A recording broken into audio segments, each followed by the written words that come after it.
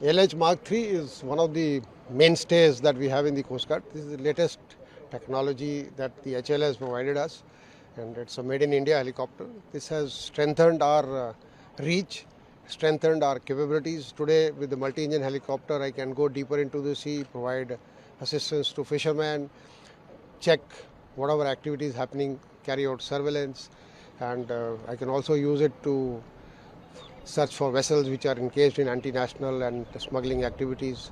And in addition, these are force multipliers. When they embark on ships, they enhance the range of the ship and capability multifolds because of their speed and